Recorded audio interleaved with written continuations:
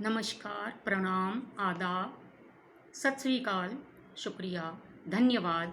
आप सबका पुनः स्वागत है मेरे उद्गार चैनल में।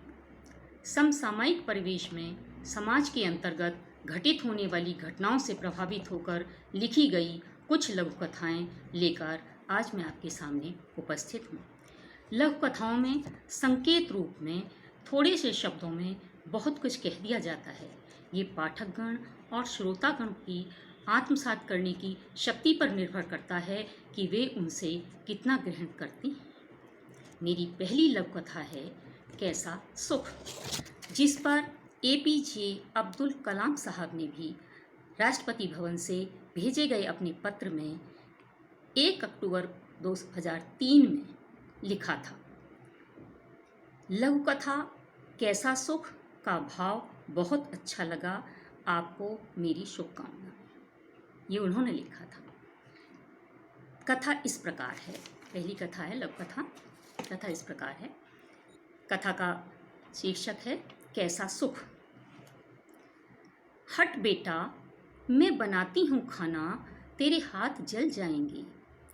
कप कपाते हाथ, लरजती आवाज़, आँखों में छलकते आंसुओं को बमुश्किल रोकते हुए लगभग 80 वर्षीय वृद्धा ने अपने बेटे से कहा।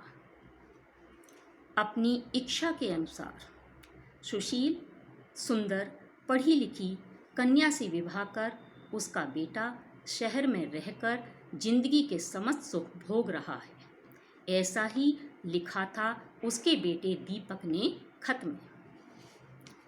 बेटे के बार बार आग्रह करने पर बहू के पास कुछ दिन रहकर उसके यौवनपूर्ण गदराए बदन से सेवा कराने के सुख की कामना ने जीवन की राह और गांव से शहर तक यात्रा के समस्त कष्ट भुला दिए थे।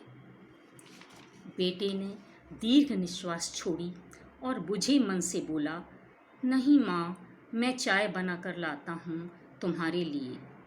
आज मनु के सिर में दर्द था, इसलिए मैं किचन में आ गया। किंतु 9 माह तक अपनी कोख में पालने वाली माँ घर की स्थिति देख पलक झपकते ही सारी वस्तु स्थिति समझ गई कि बेटे का दर्द क्या है और वह किस सुख को भोग रहा है।